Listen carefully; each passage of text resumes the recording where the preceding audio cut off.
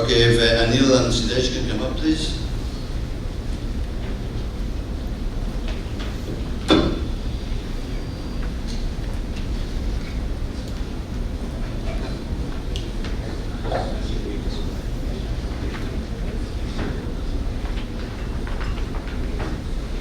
Okay, so as Andrew said, Puneet is unable to be here, so I'm standing in for him. And our topic, of course, is tariffs, geopolitics, normalising hotspots. It's what everybody's talking about, really, at the moment. President Trump's only been around as president for a month, but basically, all the news highlights and all the sort of things we read about and anticipate hearing about are connected to the US administration. I'm very pleased to have Mr. Anil Devli, Chief Executive Officer of the Indian National Shipowners Association. Anil, thank you. And Siddhesh Sinkar, Head of Strategic Planning and Research with the Great Eastern Shipping Company. Siddhesh, thank you for being with us. So it's a massive topic. It's something we talk about at all of the events that we do all around the world. A couple of weeks ago we had an event in London where we were talking about the same thing. It affects everywhere, including India. So perhaps we can just start by asking each of you to give a very short introduction about who you are, the organizations you work for. Please.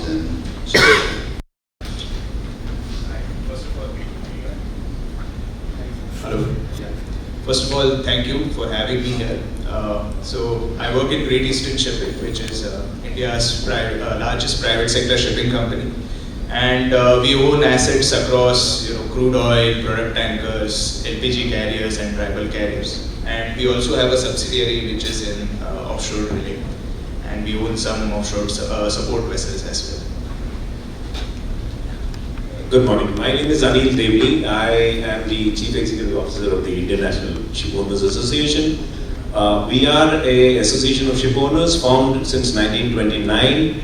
My job is to promote investment in India in shipping and the growth of the fleet under the Indian flag, and that's what I keep doing wherever I go. And thank you very much for this opportunity. Happy to be here. Thank you, thank you. So Anil, perhaps we can start with you. I mean, the Indian growth story over, let's say, the last decade has been quite amazing. And obviously trade has been a huge part of that story. So how has shipping, Indian shipping, benefited from this growth? And is it kind of full steam ahead for the foreseeable future? I would put this my response slightly differently. I would say that despite all of this, Indian shipping has grown, and I would like to give credit to our owners for having done what we've done. It's important to bear in mind that while we operate under the Indian flag, we have certain duties and taxes that hinder our competitive ability. And that could be one of the reasons why we also see the investment in the flag being so low despite the kind of cargo that we have. We are just about 0.8% as per UNTAD. We will not go with Clarkson's, with 0.8% of the world's fleet. And despite these taxes and duties, and we did a rough calculation, and flagging due to local duties and taxes are about 19% on our fleet. And as you're aware, we get no benefit in terms of cargo. Unlike, for example, if you look at the airline industry in India, the airline industry in India has complete preference on who can carry local cargo. Okay. We don't do that, so our members compete. We compete with all foreign flags that come into India because we subscribe to this philosophy that the customer must get the best price. So yes, we have grown, but we do believe that rather than looking at what happened yesterday, I think what would be more exciting is to look at what is happening tomorrow, because if you may have read, the budget now talks about a few issues that have been taken up in respect of creation of a maritime development fund. So we believe that that's going to be exceedingly important, because one of the things that medium-sized and small ship owners need is the ability to be able to raise money. And while we do get money from our banks today, what is required is money that would match the life and of the asset. Today, what funding we get is industrial funding, for a 5-year, 6-year term, and that's not good enough for us if we have to be able to compete with those who come in and do business here. So long-term money is needed. That's why marine money is important to us and to the industry. So we are looking at long-term funding. There's also been some talk about the large ships being given an infrastructure status, and for those of you who may not be aware of this, in India the money is classified into certain kind of money kept for what is infrastructure status. That means this is long-term money at a far lower cost than what is the commercial rate of lending. And if that comes through, that means our members will be able to get access to those funds, which means we could probably, companies like Regis, Shipping Corporation, others, could get money which is going to be 11, 12 years tenor, competitive rates, and therefore we believe we can grow. So with this disadvantage, if we are able to grow, Kevin, I think if all of this opens up, we would be a deadly force to look at. And sorry to use that word, but I think good days looking for us. In terms of numbers, can you give me in terms of Greek, Indian controlled shipping, and what percentage is actually Indian? As per Clarkson's, close to about 16 million is the what we own. 13 million is what you own here, and about 16 or 18 million is what is controlled. But that is a figure that I don't like to very much refer to, because we had discussions with Clarkson's, and what is classified as controlled in the Clarkson's tonnage is something like we say Kamala Harris is Indian. She's not Indian, she's only Indian in name. So there are companies which, when you look at the list of controlled tonnage that Clarkson's talks about, there are companies which may have an Indian name there. But they're not Indian. They're, for example, they are Singapore incorporated companies, so they're companies of Indian origin. So to give you a straight example, Tata NYK is a Singapore company. Just because there is a Tata in that doesn't make it an Indian controlled company. So therefore, that controlled tonnage figure is something that we are a little uncomfortable or disagree with Clarkson's on that. Okay, fair enough, thank you. Siddhesh, over to you just for the first question. You're an asset owner, amongst other things, and you presumably prefer certainty rather than uncertainty. But the last few years and the current position, where we are at the moment is pretty uncertain. How has the last couple of years been for GE, and how do you see the trend, in the next year or so? Sure. So, like you mentioned, last probably 5 years, shipping has been driven by geopolitics, and events which are completely unpredictable. So, it started with COVID. COVID hit the market, and oil demand suddenly collapsed, and that led to a big jump in floating storage and therefore surge in tanker earnings, right? Then we saw a lull when OPEC cut their production, and therefore there was long lull in tanker markets where tankers were earning OPEX levels for about 2 years. Then came Russia-Ukraine war, and rest is history, where market has just boomed for the last couple of years for tankers. If we talk about last 1.5 years, we saw this Red Sea disruptions coming in, where Houthi attacked ships in the Bab el-Mandab, and therefore ships had to go through Cape of Good Hope. That added to the ton miles, and which helped certain sectors in the shipping, mainly containers where we don't have presence. But from the sectors where we have presence, it definitely helped product tankers.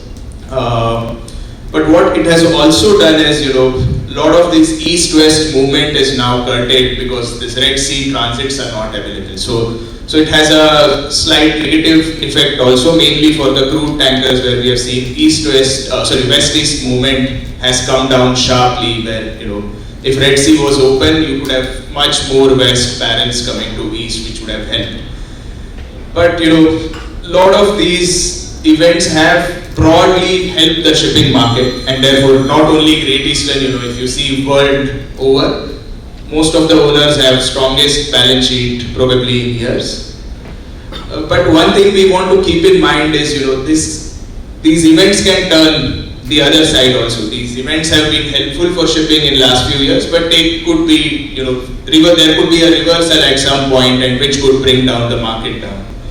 So coming to Great Eastern, how we approach it is we have, as I mentioned, we have diversified fleet, so we have different segments exposure, which helps us in reducing the risk because certain sectors will react differently to the geopolitics risk. So that's one.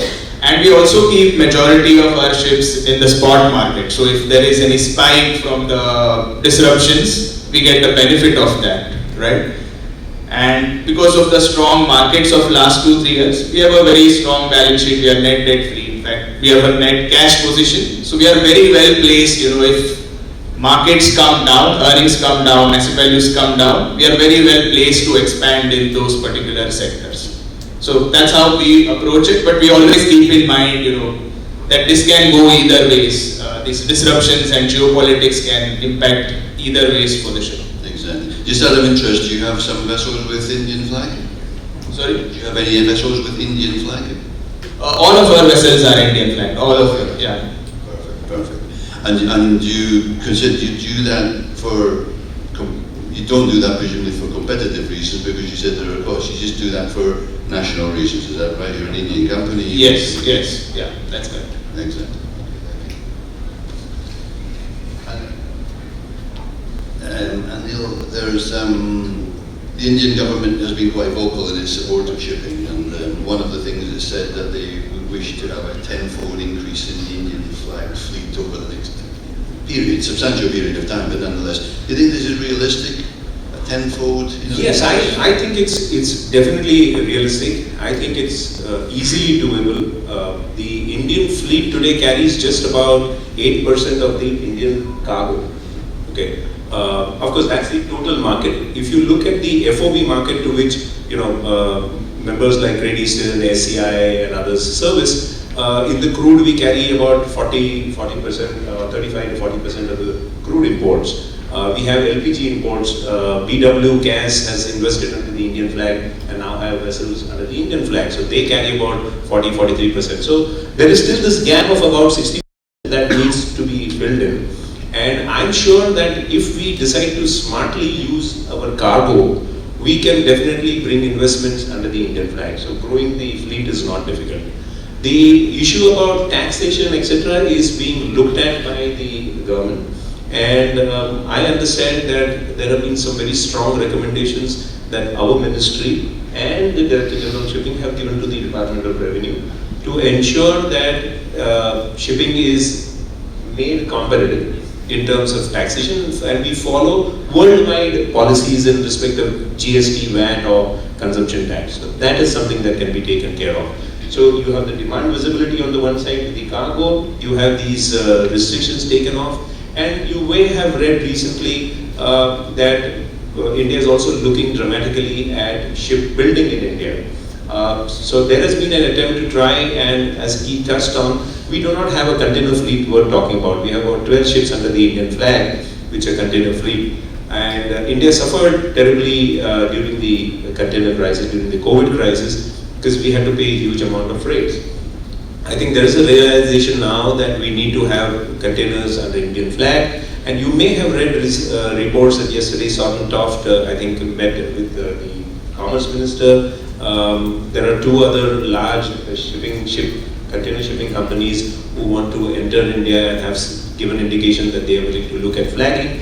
So with all these reforms, when they take place, I'm sure we would be able to flag. One advantage, I think, the last point that I want to make is that we, again, at the cost of reputation, is that we have been able to compete despite these disadvantages. So when these disadvantages are taken away, I think, and as he touched, God has been kind. I mean, one shouldn't say this in terms of misery of somebody else, but these have been good days for shipping companies, and Indian companies, like all others, have been able to accumulate some cash. As and when the markets go down, companies will go and buy assets. That would be the right time to buy assets, and we are hoping those assets will all come under the Indian fleet. There's also this IFSCA, which has been put in place. They are putting in a lot of efforts to try and get this so-called controlled tonnage to come in and start operating out of India. That is put into place. No change happens overnight. I believe that over the next, as you said, a few years of time, we will definitely see augmentation of the Indian fleet. And Siddhesh, I mean, back to the kind of macro situation again, like you know, the previous presentation from Standard Chartered sort of focused a lot on, you know, what's the US administration going to do, where are the tariffs going to go, and what impact it's going to have. Nobody really knows because it's too early, I guess. But nonetheless, there's a great deal of uncertainty, and I think what Andrew said earlier on was, you know, if you go back 2 years, there was a fair degree of, you know, positivity about the next 2 years. Just at this moment in time, and I think the mood has changed. And he also said, you know, over that period they were spending cash flow, now they're spending cash, or maybe quite soon they'll start spending cash. And there's a difference in the kind of mindset. In terms of an asset owner like yourselves, I mean, how does all this sort of feed through into, you know, decision making? Right. So, as you mentioned, you know, these tariffs can have a big impact on, you know, various segments in shipping. So, let's rewind and see how it impacted in 2018, right, when something similar happened. So, there were tariffs on China and reciprocal tariffs from, you know, retaliatory tariffs from China on US imports. But what we have seen is, you know, trade flows, so there is initial reaction, but after that trade flows settle. So let's take an example of probably LPG. So China used to import about 3-4 million tons of LPG from US. As soon as China put retaliatory tariffs on US LPG shifted to other regions and China started importing more from Med. So overall impact on trade was minimal. But you know, coming back to today's situation, how that has changed. China used to import about 3-4 million tons of LPG. Now it imports 19-20 million tons of LPG from US. Can that be shifted to some other places? Very difficult, because there are not many other regions who can absorb that much volume, right? Only probable volume is India, but India is very close to Middle East, and therefore price-wise it may not make sense to shift all volumes to US, right? So I think this tariffs will be chosen on the products where it makes sense. So China is unlikely, like we have seen recent tariffs on crude, LNG, coal, etc. But they have excluded LPG because they also know, you know, those tariffs cannot be absorbed. And you know, same thing with the grains trade also we have seen, you know, trade flows shift. So when China put tariffs on US imports of grains, they started coming from Brazil instead of US, and US volumes went to other places. So overall it is sort of net not that much impact is there on shipping. But where impact can have is, you know, if there is, let's say, global slowdown which is coming from these tariffs, right? Because there will be tariffs, there is indirect impact on the steel demand in China, which has indirect impact on the iron ore imports, etc. Those sort of slowdowns will be there. So, but again, you know, nobody wants that to happen. Even President Trump doesn't want that to happen. So, there could be some of the deals that could be made, you know, in the coming few months, probably, is what we think. And therefore, for trade, it may not be that negative. But we'll have to see, you know, nobody can predict all these things, so we'll have to see how these things play out. Okay. Yeah, sometimes I look at India. I mean, India is a massive country, huge population, fantastic growth. There's a lot of, you know, the kind of the middle class, more and more middle class coming up, which means more demand for imports and all the rest of it. I mean, there are some resemblances of where China was, let's say, 30 years ago or something like that. And in China, as we all know, sort of developed into a sort of shipping powerhouse with shipbuilding, shipyards, shipping companies, and huge imports of cargo. Are there resemblances, do you think, between what India may do over the next 2 or 3 decades with what China did over the last 2 or 3 decades? I certainly say why not. The proof of the pudding is in eating it. If China has been able to successfully grow from where they were 20 years ago to being the first or the second largest shipowner, depending upon which table you're looking at, they were obviously successful. They've been able to do that. They have a healthy shipbuilding industry today. I was talking to one of our members and they said that this difference between building ships has gone down to almost just about 10% between Japan versus China. So they've run a wonderful shipbuilding industry. I can see that in the container, they have grown on the container segment. Everywhere else they have been able to grow. They are therefore able to use their own cargo for the purposes of growing fleet. Under these circumstances, it would be silly on our part not to use those mechanisms. And I see some green shoots of that. So for those of you who may not be aware, there is a proposal now that if you scrap a ship in India, 40% of that value would be given back to you if you built that ship in India. It's a huge amount of money. So if tomorrow, say a Great Eastern, I won't speak for anybody else, was supposed to scrap a vessel and they scrap that vessel in India and they get 40 rupees out of that 100 rupees there, that could, I don't know, could work today at what percentage, but it definitely will make a big dent in the cost of building the ship. In addition to that, there is a shipbuilding assistance program that the government of India is looking at. But of course, all of this will have to be accompanied by demand. So I wouldn't expect that a SCI or a Great Eastern or a Seven Islands, one of our members, or anybody for that matter, will invest unless there is cargo to back that demand. But what happened with Mitsui O.S.K. who came in and flagged ships in India, we have BW who's come and flagged ships in India, all of this is against the cargo demand. And yes, so the whole route of everybody looking at India, whether it is Apple or whether it is anybody else, is because of the market, it's because of the consumer demand. And at the end of the day, I don't need to talk about this in a room full of bankers and financiers, that where there is demand, assets will follow, investments will happen, people will lend money, and one will therefore see this growth happening. So yes, the answer in short is, I don't see any reason why we wouldn't be able to copy, and we should not be copying the Chinese model to grow our maritime environment altogether. I'm not just talking about shipping alone. Sure. And Siddhesh, do you agree with that? I mean, do you think, India can follow in the footsteps of sort of China in some respects at least over the next couple of decades? Right, so just to get a scale of things that we are talking about, right? The steel production in China is about 1 million. Today in India it is about 150, 160 million tons. So the scale required to compensate for the trade loss will be huge. Of course, India will grow and grow at a fast pace, but to say that we'll be at a scale similar to China is still probably far away in the future. But I do remember, they used to say, China was a massive economy, and like a 6% annual growth is like the equivalent of sort of Germany's GDP and stuff like that, GDP and stuff like this. India, again, is a different level perhaps, but nonetheless it's massive. And it must have huge potential. Correct, it will grow. Again, it will grow at a fast pace, faster probably than China. But the impact on the trade may not be to the same scale because of the size of trade that we are talking about. Just take example of coal probably.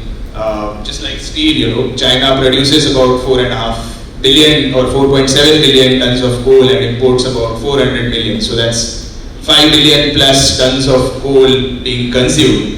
Whereas India produces about 1 billion and imports about 250 million tons of coal. So the scale is completely different that we are talking about. 1/5 of China's coal, consumption. So that's where probably the difference is. The growth will be there, but not like to like. True. I don't disagree. One will be foolish to disagree with him on the scale. All I think is that there is huge scope because, like I said, in the container segment, for example, we're just not there. So if Indian companies or companies decide, MSC or CMA or somebody decides to come here and they get some local benefits of cargo, obviously that space is available, which is probably one place where we can grow. Gas is another place that one can grow on. So therefore, I think to that extent, but I completely agree that it cannot be in terms of scale. Scale will be far more smaller, but we can definitely grow. We will not be able to grow at what rate we should have. So, shipping is shipping, whether we have a good market or a bad market, we do what we do, the ships sail from A to B in transport, Some of the things involved in shipping though are big time these days are like technology, digitization, sort of decarbonization, these issues which are sort of, outside of the main trading scheme, but nonetheless absolutely essential. in India, what's the situation with these? I mean, are Indian ship owners taking these things on board very seriously and are going in the right direction? Maybe Anil? Yeah, I think obviously we are not an island. While one can say a lot of things about the way owners operate ships, I think one thing that I'm proud about is when you look at the INSAR members and the fleet, we run a quality fleet to the extent that we can, given the constraints that we operate under. I think one issue that we are rather concerned about is this MBM and the levy and the impact that it could have on small or developing nations such as India. Our fleet is today average age of about 22 years. And when we look at this whole concept of the MBAMs and the levies and the thoughts, we seem to think, and I would say this at the cost of causing a little bit of ruffling of feathers, is that we see that this seems to be some kind of a strategy which will finally end up in making ships in the global south, owned by the global south, and the developed nations a little bit handicapped, because the attempt is to try and insert levies on emissions, and the proposal currently being debated is that one should pay on the total emissions beyond the limit, which is going to cripple and ensure that fleet which is owned by developing economies gets handicapped and will never be able to compete with fleet owned by the developed economies. Now, then that brings you back to the great old discussion about CPDR, where countries like India are talking about common but differentiated responsibilities. They are saying that time needs to be given, and I think that is one issue that continues to bother us. At the same point in time, we are talking to the government of India for support in respect of finance for modernization of fleet. We're looking at finance in terms of meeting with the demands in respect of greening our ships. All that comes at a cost. And somebody remarked to me that while all that we have to do in the EU in terms of the EU ETF, all solutions are also EU solution providers. Maybe quite a coincidence, but the problems arise from the same place that the solutions do. But then we live in a world where we have to compete with everybody. So I think in sum and substance, the Indian shipping community is definitely looking to see where it grows. Efforts on the part of companies like yours, Marine Money, who come in, talk about shipping finance, help create awareness, help create the understanding of where the market is. And I do believe that we will be able to chart growth, and you will see more, companies like Great Eastern going larger, Great Eastern, SCI, etc., and so many others. Exactly. And tell me, Siddhesh, Great Eastern are all these items, top focus for companies like Great Eastern going forward? So on technology front, we are experimenting a bit, right? So one thing is sure, in last 5 years and since COVID, a lot of these tech startups have come and they are quite innovative and fabulous products, right? So we are experimenting a bit. So, we have definitely fit a lot of energy saving devices on our fleet, like newest PBCF, etc. Right? We have changed propellers on some of our ships to, experiment a bit. As to how they can save consumption, etc. So on decarbonization front, we have done a lot, tracking wise. Also there are softwares which help you track, etc. But one interesting one where we think it can add value is predictive maintenance on the ship. So you use software to see and predict where the next breakdown or where the maintenance is required, and you do it beforehand. So that helps you, save costs, time, bring down the off-hire. Then the other interesting one is probably we have installed cameras on our ships, and we are integrating AI to bring in the safety, right? So it can detect whether, if there is any fire, it can detect very quickly, which will help us, whether crew is following all the safety measures, etc.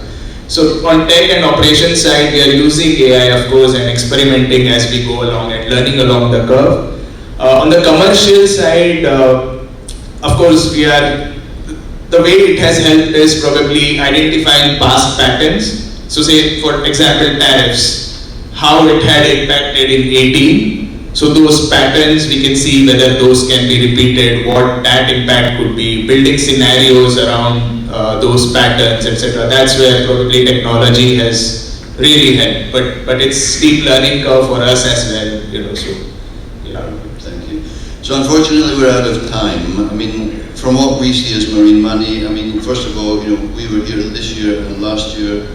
Mumbai as a city has changed, apart from anything else. There's massive investment going on. As Stefan mentioned to me this morning, there's huge entrepreneurship going on in India. The government supporting shipping. I mean, everything seems to be going in the right direction. So, I was very happy to talk to both of you this morning. We're very enthusiastic about Indian shipping, and thank you very much. Thank you, Kevin. Thank you for this opportunity. Thank you.